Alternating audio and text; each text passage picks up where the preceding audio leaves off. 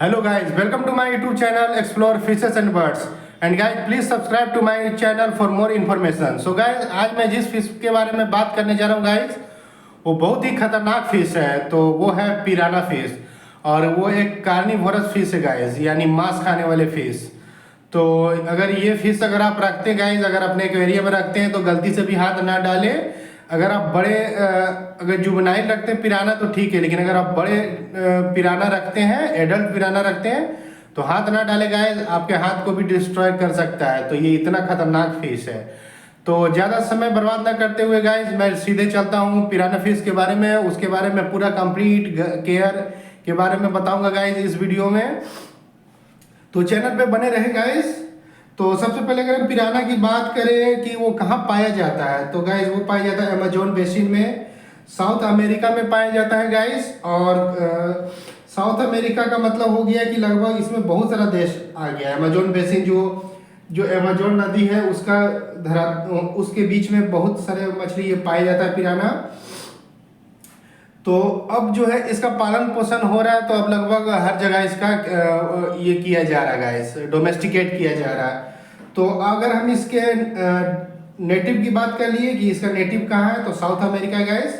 और ये इसका टाइप का ये फ्रेश वाटर फिश है गाइस, और ये कार्निवोरस है, यानी मांस खाने वाला है। तो अगर हम इसके टैंक सेटअप की बात करें तो इसका मिनिमम टैंक सेटअप बोला जाता है कि 50 गैलन होना चाहिए। 50 गैलन का मतलब आप लगभग अमेरिकन अगर देखें तो 4 माना जाता है, मतलब 4 लीटर। तो अगर 200 लीटर के आसपास गाइस आपको रखना है अगर पिराना रख रहे हैं तो। और इसे कवर जरूर लगा के रखें, क्योंकि ये फिश बहुत ज़्यादा जंप करता है। तो आप जैसा कि मेरा टैंक देख रहे गाइस, तो लगभग ये 4 फीट का है, और मैंने लगभग 1.5 फीट पानी डाल के रखा, तो 3.5 फीट छोड़ दिया है। तो हमें नहीं लगता 3.5 फीट कोई जंप कर पाएगा, कोई फिश अभी तक जितना भी फिश मैंने डाला है, खासकर एक जो जापानीज कोई होता है, अभी तक जितना भी जंप किया है ज़्यादा नहीं जंप कर पाया, एक ही फीट जंप कर पाया और कम। तो इतना फीट काफ़ी, अगर आप टैंक बनाते हैं मेरे जैसा। मेरे पास एक ग्लास का एक्वेरियम भी है गाइस, और एक और मॉन्स्टर टैंक बनाने जा रहा हूँ। तो ये वाली टैंक में अगर मैं पिराना रखता हूँ तो मुझे नहीं लगता कि वो जंप करेगा। तो अगर आप किसी एक्वेरियम में पिराना रखते हैं गाइस, तो कवर जरूर लगा के रखें, नहीं तो फिश जंप कर सकता है। ज़्यादातर फिश जो होते हैं वो जंपर होते हैं, जंप करने वाले होते हैं। और जो एग्रेसिव और कार्निवोरस फिश होते हैं वो तो और बहुत बड़े जंपर होते हैं, वो और बहुत ज़्यादा जंप करते हैं। तो अगर हम इसकी टैंक सेटअप की बात कर लिए गाइस, नेटिव की बात कर लिए, अब हम इसकी वाटर पैरामीटर की बात करते हैं। तो ये 24 to 27 डिग्री सेल्सियस में अच्छा सर्वाइव करता है, यानी रूम टेम्परेचर में। तो गर्मियों में ख्याल रखें, बबलर लगा लें, और ठंड में थोड़ा सा हीटर, आप ठंड में हीटर लगा लें। लेकिन ये जो फिश है वो बड़े अगर एडल्ट साइज के फिश रखते हैं तो ये बर्दाश्त टॉलरेट करता है, बहुत गर्मी को भी टॉलरेट कर लेता है गाइस, और ये ठंड को भी टॉलरेट कर लेता है। तो ये थोड़ा हार्डी फिश है। अगर हम पीएच की बात करें तो 6.5 to 7.5 पीएच रहता है, इसका मतलब पावर ऑफ हाइड्रोजन। तो पावर ऑफ हाइड्रोजन सीधा न्यूट्रल के आसपास रहना चाहिए, यानी कुछ ऐसा सब्सटेंस ना डाले वाटर में कि वाटर लेवल का पीएच को बढ़ा दे, या ऐसा पानी नहीं लाए जिसका पीएच बहुत ज़्यादा हो।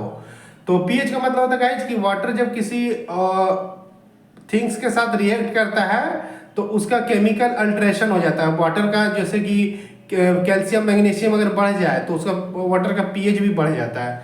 तो आप इस चीज़ का ख्याल रखें, पीएच हमेशा न्यूट्रल के आसपास रखें। पीएच स्केल ले ले, उसे नाप सकते हैं आप।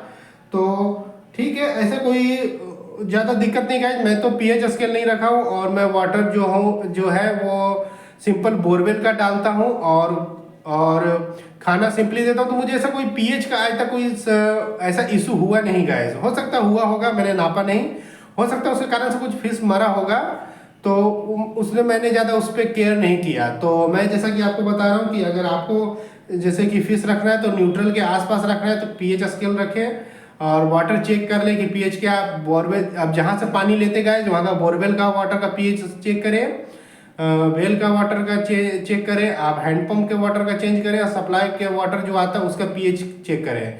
एक बार पता चल गया कि किसका पीएच कौन सा है, उस हिसाब से आप फिश के रखने के अकॉर्डिंग आप रख सकते हैं। आप सोच रहे हो गाइस कि अगर एक्वेरियम को फिश रखना इतना मुश्किल है तो मैं नहीं रखूंगा, ऐसा आप नहीं करें गाइस।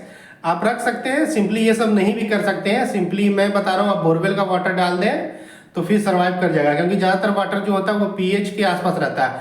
मैं तो आपको केवल डिटेल में बता रहा हूँ गाइस कि अगर वो भी एक तरीका है, और अगर आप परेशानी को नहीं झेलना चाहते हैं तो एक सिंपल सा भी तरीका है, बोरवेल का वाटर को आप डाल दें। तो ये दो तरीका गाइस। फिर उसके बाद अगर हम इसकी टेम्परामेंट की बात करें तो ये बहुत ही एग्रेसिव फिश होता है, अपने टेरिटोरियल के बहुत एग्रेसिव होता है। तो आप कोई अगर ऐसे फिश रखते हैं जो कि वो भी अगला भी कार्निवोरस है और उसके साइज का है, एग्रेसिव है, तो आप कोई हाइडिंग स्पॉट दे और बड़ा सा मॉन्स्टर टैंक बनाए ताकि कोई एक दूसरे को डिस्टर्ब ना करे। जब गाइस मैं कोई बोलता हूँ तो कोई का मतलब जापानीज कोई फिश नहीं है गाइस, कोई का मतलब है कि एनी फिश। तो अब अगर हम इसकी डाइट की बात करें गाइस तो ये फीडर फिश खाते हैं छोटे छोटे, जैसे कार्निवोरस श्रिम्प खाते हैं, अर्थवॉर्म भी खा लेते हैं, तो ये कुछ भी खा लेता है। और फिर लीन मीट खाते हैं। लीन मीट का मतलब हो गया गाइस कि जैसे कि पोल्ट्री का जो चिकन का मीट होता है वो खिला सकते हैं आप इसे बकरे का हार्ट दे सकते हैं। और थोड़ा सा कम्युनिटी इशू हो सकता है, इसलिए मैं आप लोगों से पहले सॉरी बोलना चाहता हूँ। आप इसमें बीफ का हर्ट भी दे सकते हैं, तो जो गाय का आता है। तो अगर आपको मेरे बातों से अगर कोई बुरा लगा गाइस तो इसके लिए मैं पहले सॉरी बोलना चाहता हूँ, क्योंकि हमारे कल्चर में गाय को माता माना जाता है, लेकिन बहुत सारे कल्चर में जो होता है वो लोग ये बीफ का मीट खाना पसंद करते हैं। तो जैसा कि उन लोगों के लिए है कि बीफ का हट दे सकते हैं। तो जैसा कि रिकमेंड किया जाता है गाइस, मैं उसी के अकॉर्डिंग बोल रहा हूँ, मुझे कोई कंट्रोवर्शियल इशू नहीं करना है। तो बीफ का हट दे सकते हैं आप, गोट का हट दे सकते हैं, बकरे का हट दे सकते हैं।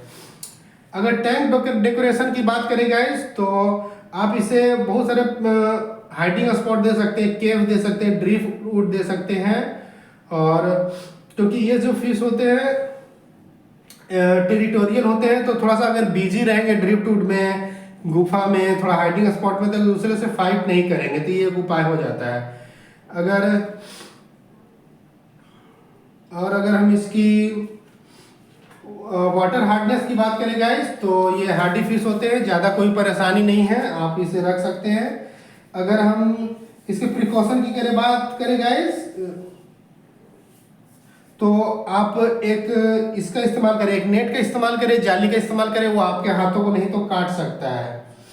और अगर इसके टैंकमेट की बात करें गाइस तो बहुत कम ही फिश इसका टैंकमेट देखा गया है, इसका टैंकमेट सेल्फ ही होता है, यानी एक पिराना दूसरा पिराना ही टैंकमेट्स होता है गाइस। तो ये सब था पिराना के बारे में, बहुत सारी बातें गाइस। मैं बाकी सब वीडियो में फिशेस का टैंकमेट्स भी बताता हूँ, पर इस वीडियो में टैंकमेट्स नहीं बताऊंगा, क्योंकि मैंने आज तक अभी पिराना के साथ किसी फिश को टैंकमेट्स रखते नहीं देखा है। तो आप ट्रायल कर सकते हैं।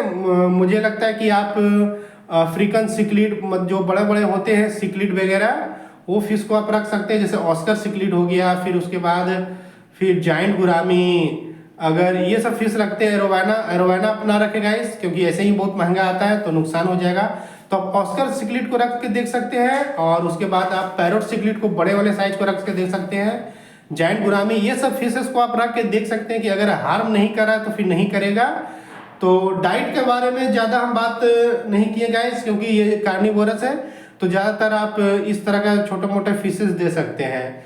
तो डाइट, और अगर डाइट की मैंने बात कर ली है गाइस, और इसके कोई टैंक मेट्स नहीं है, तो वीडियो शायद थोड़ा छोटा ही बना होगा। तो आज की वीडियो में इतना ही गाइस, नेक्स्ट वीडियो में कोई नया अपडेट लेकर आऊँगा, तब तक के लिए बाय गाइस।